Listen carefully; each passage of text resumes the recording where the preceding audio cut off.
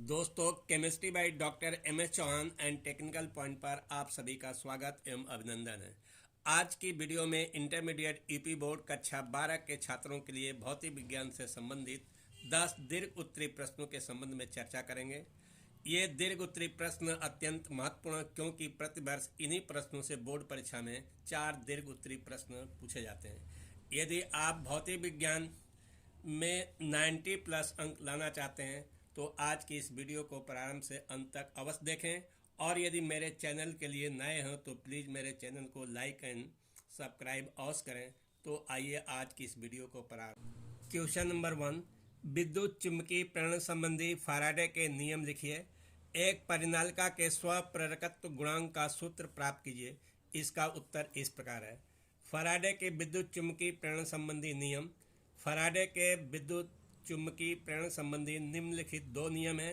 Number 1, प्रथम नियम, जब किसी बंद कुंडली में चुम्बकीय फ्लक्स में परिवर्तन होता है तो कुंडली में एक प्रेरित विद्युत भाग बल उत्पन्न हो जाता है जिससे कुंडली में प्रेरित विद्युत धारा बहने लगती है। नियम नंबर 2, कुंडली में उत्पन्न विद्युत भाग बल चुम्बकीय फ्लक्स में परिवर्तन की ऋणात्मक दर के बराबर होता है। यदि डेल्टा टी समय अंतराल में चुम्बकीय फ्लक्स में परिवर्तन डेल्टा फाई हो तो कुंडली में उत्पन्न प्रेरित विद्युत भाग बल E बराबर minus delta phi upon delta t. यदि कुंडली में फेरों की संख्या कैपिटल N हो तो E बराबर minus N delta phi upon delta t. ऋणात्मक चिन्ह यह प्रदर्शित करता है कि विद्युत भाग बल E सदैव विद्युत फ्लक्स परिवर्तन का विरोध करता है। एक परिनालिका में स्वप्रेरण गुणांक का व्यंजक। माना एक परिनालिका की लंबाई L तथा अनुप्रस्थ काट का क्षेत्रफल A तथा इसमें फेरों की संख्या कैपिटल N है। यदि परिनालिका में प्रवाहित धारा I हो तो परिनालिका के भीतर चुंबकीय क्षेत्र B बराबर μ0 Ni अपान L, जहाँ पर μ0 निर्वात की चुंबकशीलता है। प्रत्येक फेरे से बद्ध चुंबकीय फ्लक्स फाई E बराबर BA बराबर μ0 Nia अपान L। परिनालिका से बद्ध कुल चुंबकीय फ्लक्स बराबर N फाई E बराबर N into μ0 N into IA upon L बराबर μ0 N square IA upon L। परिनालिका का स्वप्रेरण गुणांक या स्वप्रेरकत्व L बराबर N phi E upon I बराबर μ0 N square IA upon I into L बराबर L बराबर μ0 N square A upon L। यही परिनालिका का स्वप्रेरण गुणांक का व्यंजक है। नंबर 2, ट्रांसफार्मर का सिद्धांत समझाइए। उच्चाई तथा अपचाई ट्रांसफार्मर को स्पष्ट कीजिए तथा ट्रांसफार्मर में 6 ऊर्जा के कारणों का उल्लेख कीजिए। एक आदर्श ट्रांसफार्मर की प्राथमिक एवं द्वितीयक कुंडली में फेरों की संख्या 1100 तथा 110 है। प्राथमिक कुंडली में सप्लाई वोल्टेज 220 वोल्ट है। यदि द्वितीयक कुंडली से जुड़े यंत्र की प्रतिबाधा 220 ओम हो तो प्राथमिक कुंडली द्वारा ली गई धारा का मान ज्ञात कीजिए। इसका उत्तर इस प्रकार है। ट्रांसफार्मर का सिद्धांत। ट्रांसफार्मर अन्योन्य प्रेरण के सिद्धांत पर कार्य करता है, अर्थात परस्पर एक दूसरे के निकट रखी 2 कुंडलियों में से किसी एक कुंडली में धारा परिवर्तन किया जाए तो दूसरी कुंडली में एक प्रेरित विद्युत भाग बल उत्पन्न हो जाता है। उच्चाई ट्रांसफार्मर। जब ट्रांसफार्मर की प्राथमिक कुंडली में फेरों की संख्या द्वितीय कुंडली की फेरों की संख्या से कम होती है तो उसे उच्चाई ट्रांसफार्मर कहते हैं, जैसा कि चित्र ए में प्रदर्शित है। अपचाई ट्रांसफार्मर। जब ट्रांसफार्मर की प्राथमिक कुंडली में फेरों की संख्या द्वितीय कुंडली की फेरों की संख्या से अधिक होती है तो उसे अपचाई ट्रांसफार्मर कहते हैं, जैसा कि नीचे चित्र में दिखाया गया है। ट्रांसफार्मर में ऊर्जा क्षय के कारण। ऊर्जा क्षय के प्रमुख कारण निम्नलिखित है। नंबर 1, भंवर धाराओं में हानि। ट्रांसफार्मर की लोहे की कोर में भंवर धाराएं उत्पन्न होने से कुछ ऊर्जा ऊष्मा के रूप में क्षय हो जाती है। नंबर 2, तांबे में हानि। जब प्राथमिक एवं द्वितीय कुंडली में विद्युत धारा प्रवाहित होती है तो कुछ ऊर्जा तांबे के फेरों के में ऊष्मा के रूप में क्षय हो जाती है। आंकिक भाग का हल दिया है। NP बराबर 1100, NS बराबर 110, BP बराबर 220 वोल्ट, ZP बराबर 220 ओम। NS अपान NP बराबर BS अपान BP की सहायता से सरल करने पर BS का मान 22 वोल्ट प्राप्त होगा और IS बराबर जो कि BS अपान ZS से सरल करने पर धारा का मान 0.1 एम्पियर प्राप्त होगा।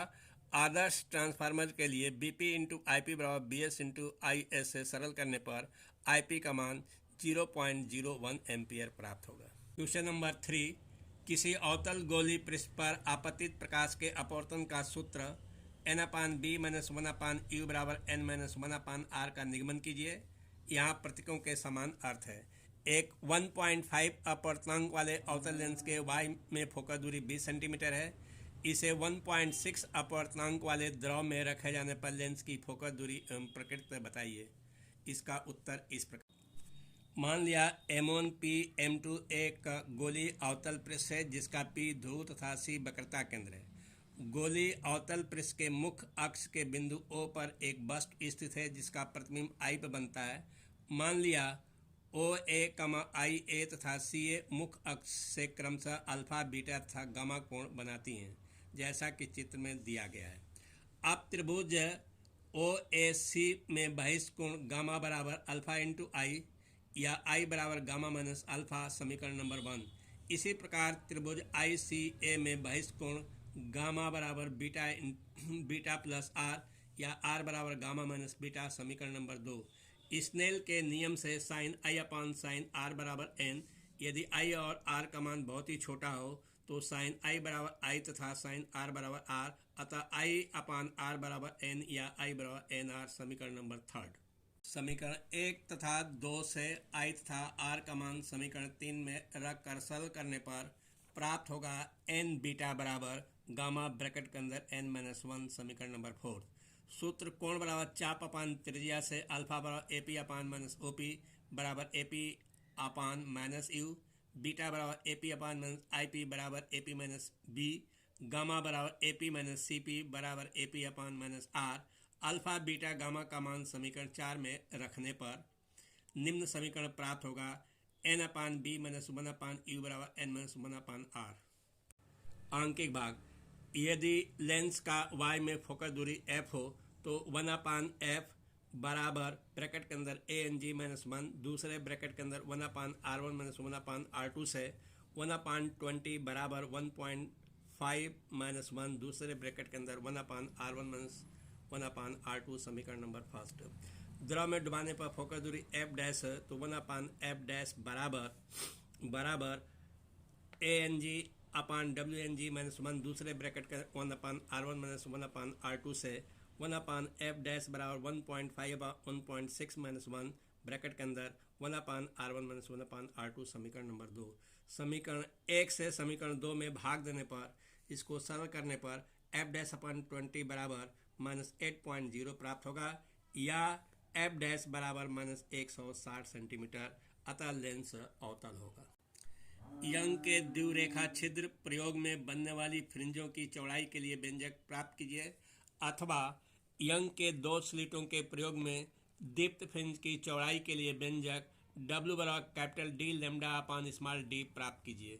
इसका उत्तर इस प्रकार है। फ्रिंज की चौड़ाई के लिए व्यंजक, मान लिया S एक रेखा छिद्र है जो एक बड़ी प्रकाश से प्रकाशित है। S1 तथा S2 एक दूसरे से निकट दो रेखा छिद्र हैं जो रेखा छिद्र S के समांतर तथा S से बराबर दूरी पर स्थित हैं। पुनः मान लिया S1 S2 बराबर D तथा स्लिटों से पर्दे की दूरी कैपिटल D तथा पर्दे पर स्थित बिंदु D पर एक दीप्त फ्रिंज बनती है जिसकी चौड़ाई ज्ञात करनी है, तथा पर्दे के मध्य बिंदु O पर एक दूसरी दीप्त फ्रिंज बनती है जिसे केंद्रीय दीप्त फ्रिंज कहते हैं।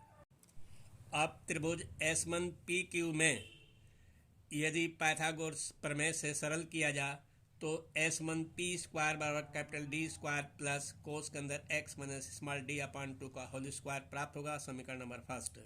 इसी प्रकार त्रिभुज S2PR में सरल करने पर S2P स्क्वायर बराबर capital D square plus bracket के अंदर x प्लस d अपान 2 का होल स्क्वायर प्राप्त होगा, समीकरण नंबर 2। समीकरण 2 में से समीकरण 1 को घटाने पर और सरल करने पर प्राप्त होगा S2P प्लस S1P, दूसरे ब्रैकेट के अंदर S2P माइनस S1P बराबर 2xD।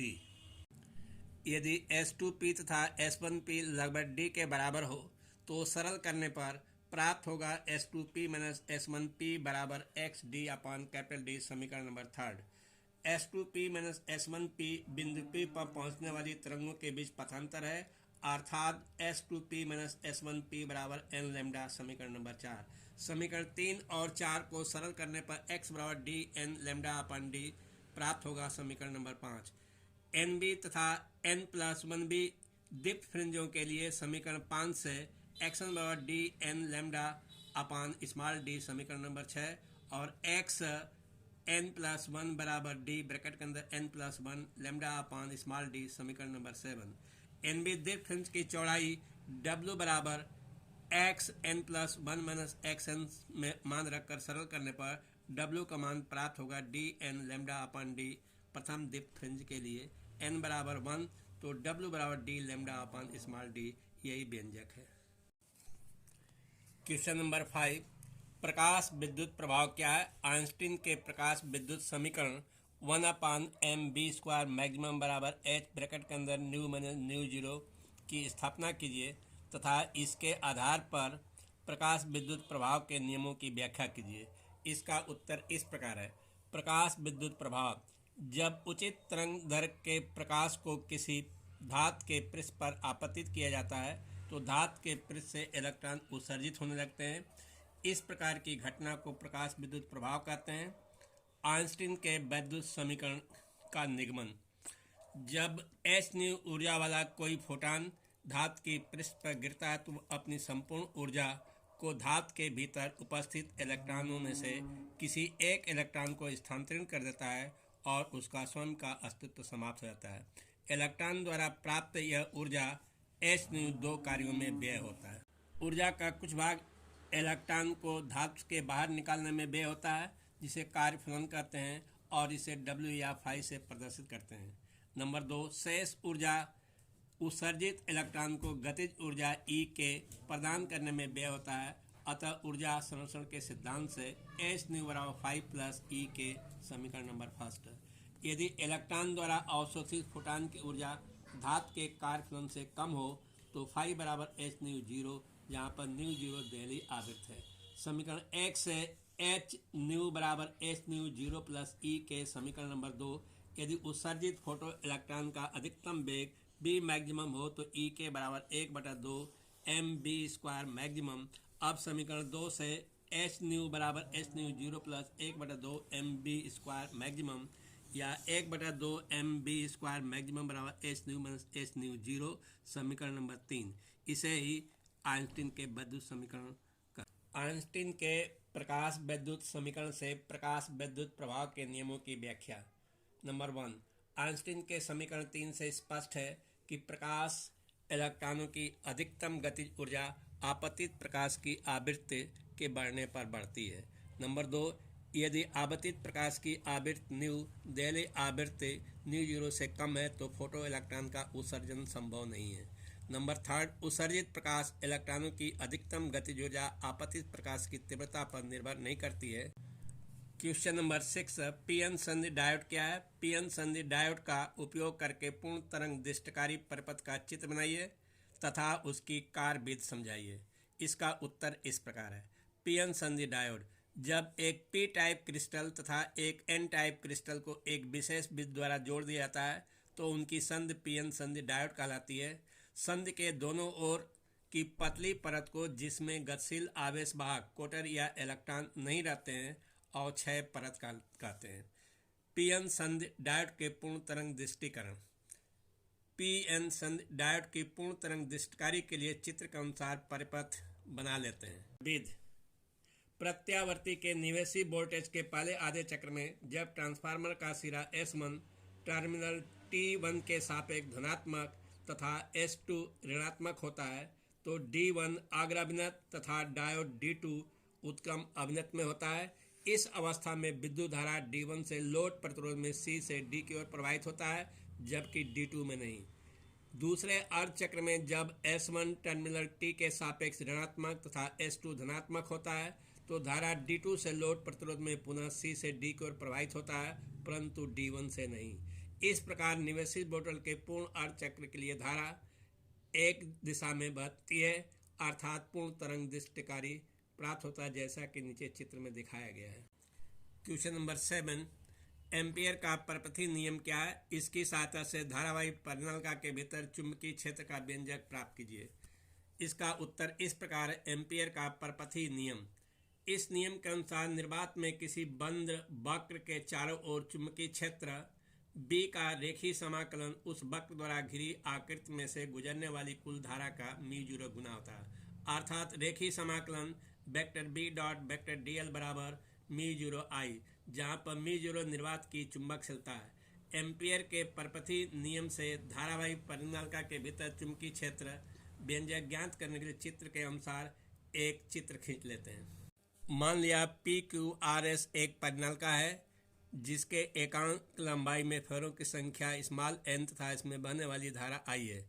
जब किसी परिनलिका के भीतर विद्युत धारा प्रवाहित की जाती है तो वह एक दंड चुंबक की भांति व्यवहार करती है। परिनलिका के अंदर चुंबकीय क्षेत्र B एक समान तथा बाहर लगभग शून्य होती है। परिनलिका के भीतर किसी बिंदु पर चुंबकीय क्षेत्र का मान ज्ञात करने के लिए एक बंद आयत ABCD की कल्पना करते हैं जिसकी भुजाएं AD तथा CD परिनलिका के अक्ष के समांतर है। बंद आयत ABCD के चारों चुंबकीय क्षेत्र B का रेखीय समाकलन ज्ञात करने पर प्राप्त होगा समीकरण नंबर 2, समाकलन बीटा वेक्टर dl बराबर bx, और समीकरण नंबर 3, रेखीय समाकलन वेक्टर b dl बराबर μ0 nix। समीकरण 2 और 3 को सरल करने पर बीटा बराबर μ0 ni प्राप्त। क्वेश्चन नंबर 8 फर्स्ट, रेडियोएक्टिव क्षय के लिए रदरफोर्ड सोडी का नियम लिखिए। सिद्ध कीजिए n बराबर n0 e के पावर माइनस लैम्डा टी, जहाँ n0 तथा n क्रमशः t बराबर 0 तथा t समय पश्चात परमाणुओं की संख्या है। क्वेश्चन नंबर इसका सेकेंड पार्ट, एक रेडियोएक्टिव पदार्थ की अर्ध आयु 10 दिन है, वह समय ज्ञात कीजिए जिसमें इसका 75% विघटन हो जाएगा। इसका उत्तर इस प्रकार है। रेडियोएक्टिव क्षय के लिए रदरफोर्ड सोडी का नियम। इस नियम के अनुसार किसी भी क्षण रेडियोएक्टिव परमाणुओं के क्षय होने की दर उस क्षण उपस्थित परमाणु की संख्या के अनुपाती होती है, अर्थात dN/dt directly proportional minus n बराबर n0 e के पावर लैम्डा टी की स्थापना। रदरफोर्ड और सोडी के नियम के अनुसार परमाणुओं के क्षय होने की दर -dN/dt बराबर डायरेक्टली n या dN/dt बराबर माइनस लैम्डा n। समीकरण नंबर 10, जहाँ पर लैम्डा एक नियतांक है जिसे क्षय नियतांक कहते हैं। समीकरण नंबर 1 को निम्न प्रकार से लिखा जा सकता है, dN/n बराबर माइनस लैम्डा dt। समीकरण नंबर 2, समीकरण 2 को समाकलन करने पर log e n बराबर माइनस लैम्डा टी प्लस आई, जहाँ पर आई इंटीग्रेशन कांस्टेंट है। यदि t बराबर 0 तो n बराबर n0, अतः समीकरण 3 से log n0 बराबर माइनस लैम्डा इंटू 0 प्लस आई या i बराबर log e n0। i का मान समीकरण 3 में रखने पर log e n बराबर minus lambda T plus log e n0 या log e n minus log e n0 बराबर माइनस लैम्डा टी या log e n/n0 minus lambda T या n/n0 बराबर e के पावर माइनस लैम्डा टी या n बराबर n0 e के power minus lambda T, यही सिद्ध करना था। आंकिक भाग दिया t बराबर 10 दिन और यदि a बराबर 100 तो a माइनस x बराबर 100 माइनस 75 बराबर 25। अब लैम्डा या k बराबर 0.693 अपन t हाफ में मान रखकर सरल करने पर इसका मान 0.0693 प्रतिदिन प्राप्त होगा। अब t बराबर 2.303 अपन k log a minus x में मान रखकर सरल करने पर इसका मान 20 दिन प्राप्त। क्वेश्चन नंबर 9, अपवर्तनीय खगोलीय दूरदर्शी या खगोलीय दूरदर्शी का किरण आरेख बनाइए। जब अंतिम प्रतिबिंब स्पष्ट दृष्टि की न्यूनतम दूरी पर बनता है, इस स्थिति में आवर्धन क्षमता का सूत्र ज्ञात कीजिए। किसी छोटी दूरबीन के अभिदर्शक की फोकस दूरी 144 सेंटीमीटर और नेत्रिका की फोकस की दूरी 6 सेंटीमीटर है, तो दूरबीन की आवर्धन क्षमता कितनी है? अभिदर्शक तथा नेत्रिका के बीच पृथक्कन दूरी क्या है? जब अंतिम प्रतिबिंब स्पष्ट दृष्टि की न्यूनतम दूरी पर बनता हो तो इसका किरण आरेख नीचे दिया गया है, इसे देखकर आप स्वयं बना लें। आवर्धन क्षमता का व्यंजक।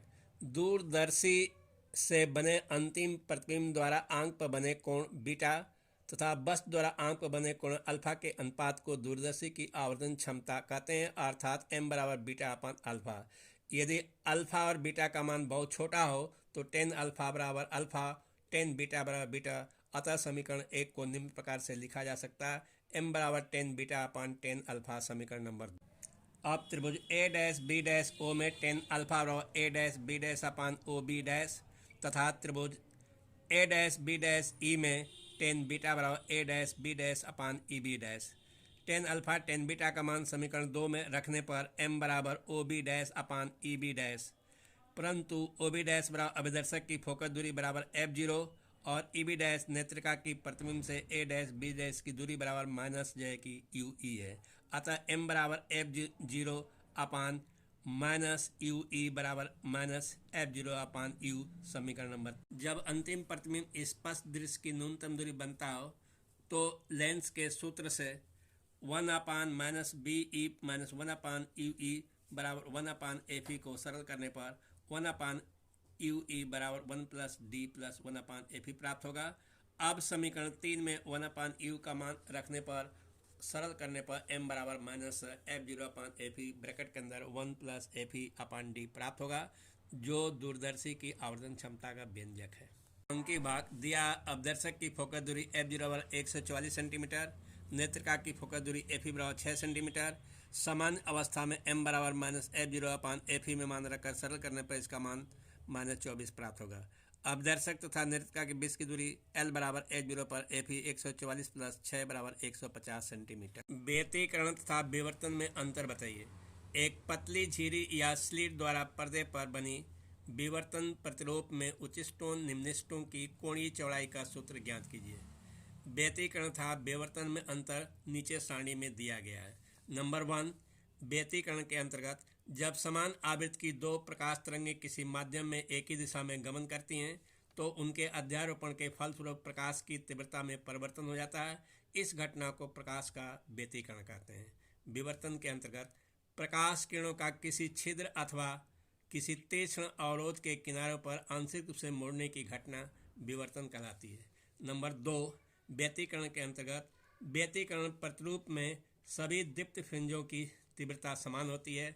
विवर्तन के अंतर्गत विवर्तन प्रतिरूप में दीप्त फ्रिंजों की तीव्रता केंद्रीय फ्रिंज के दोनों ओर घटती जाती है। नंबर 3, व्यतिकरण फ्रिंजों की चौड़ाई प्राय एक समान होती है। केंद्रीय उच्चिष्टों की चौड़ाई तथा अन्य द्वितीयक उच्चिष्टों की चौड़ाई दोगुनी होती है। नंबर 4, व्यतिकरण के अंतर्गत न्यूनतम तीव्रता के बिंदु पूर्णतः काले होते हैं। विवर्तन में न्यूनतम तीव्रता के बिंदु पूर्णतः काले नहीं होते हैं।